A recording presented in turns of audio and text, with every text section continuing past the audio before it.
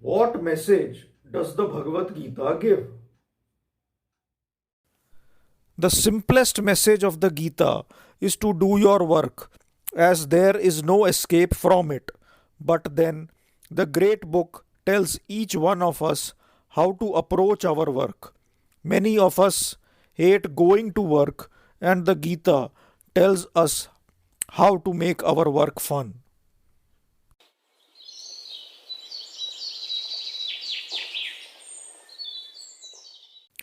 In modern times, happiness is produced by a result. It can be shown as desire leads to action, leads to result, leads to happiness. You want to make a lot of money, that is desire. So you start a business, that is action. If it works well, you make a lot of money, result. Then you are happy, that is happiness. But as many variables could affect your action and influence the resultant happiness is not in your control. Your business may not work well due to several factors not in your control. So you will become sad. Karmanne vadika raste ma phaleshu kadachana, says Gita 2.47. You have control only on your action, never on the results. So instead of basing your happiness on a result, base it on your action. That way, your happiness will be in your control. Like what you do. Enjoy doing your business even if it gives you less profit in the initial years. In other words, while choosing a career, take up one which makes you happy rather than one that pays more. Remember, you have to do this work for more than 25 years.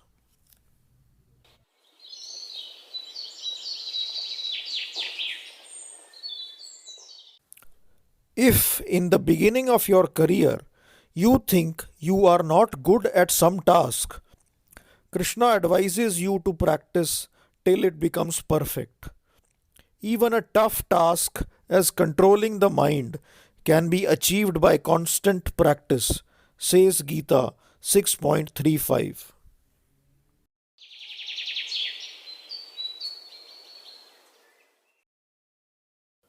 Suppose there is a professional who is tired of doing a job. Now he wants to start a business. But he doubts whether he will be successful in the new venture. If a big task puts you in doubt, look at your past record. At Kurukshetra, Arjun was doubtful of beating the great Kaurava warriors like Bhishma and Drona, having forgotten that he had single handedly beaten them a few months ago at Matsya.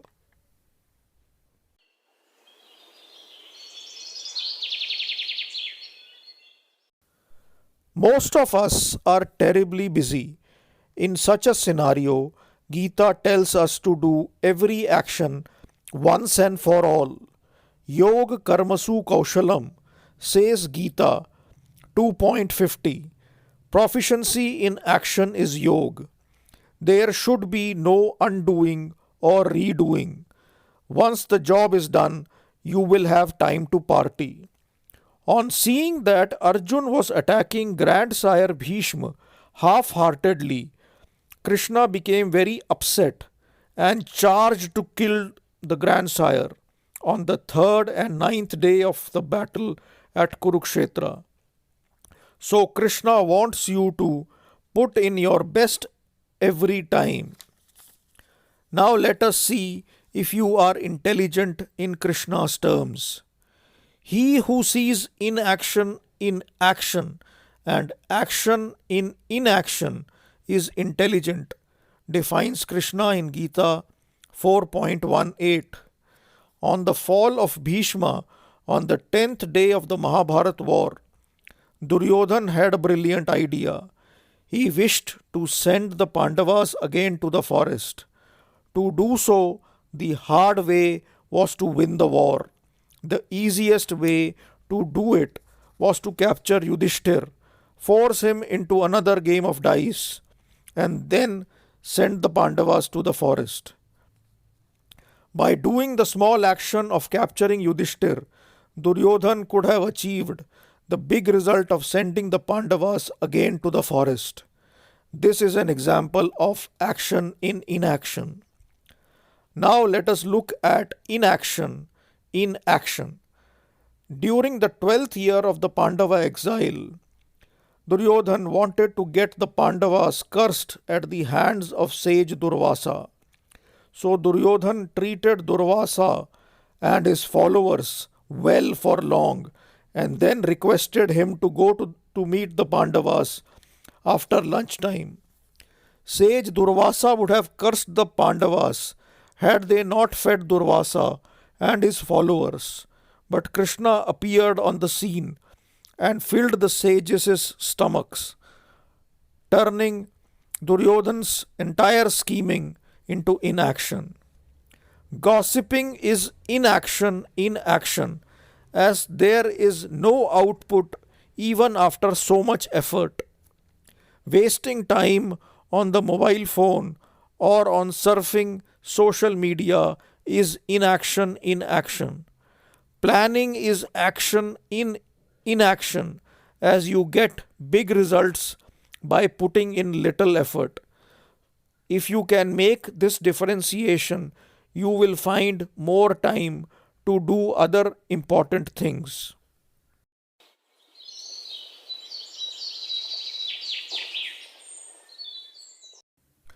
But when the Gita is talking of action, action, action, it doesn't want you to slog like a donkey. The Gita terms excessive endeavor as rajasic or asuric.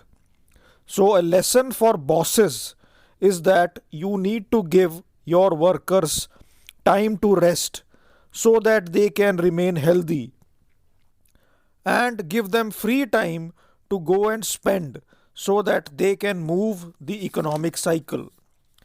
Give workers a 5-day week. Give them money and leave to go on vacation. Boss, you are the boss of a company that produces something which people need and they buy it. The worker in your factory is a producer of one item, but he is the buyer of many items that he needs, which other companies produce. So, bosses of all firms should give more and more time to workers to go and buy the things they need. That would be a win win situation for all. The workers would be happy with the products they have bought, and the bosses would be happy with the higher profits.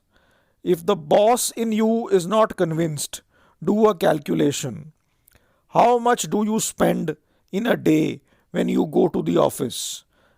And how much do you spend in a day when you are on leave?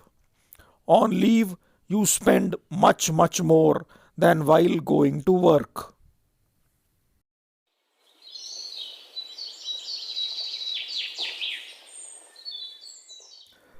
Gita was imparted to a Rajpurush Arjun and is called Raj Vidya. So, what advice does it have for rulers? Rulers should not run after GDP figures. Instead, they should try and ensure their citizens' health and happiness. They should follow what the Devas do. The Devas do their assigned work efficiently, remain content in their realm without eyeing other people's possessions, and spend time in singing, dancing, drama, etc. The Asuras, on the other hand, try to achieve more than their capacity. In this, they trouble themselves as well as their workers. They are jealous of what others possess, and their greed to have more and more troubles them even further.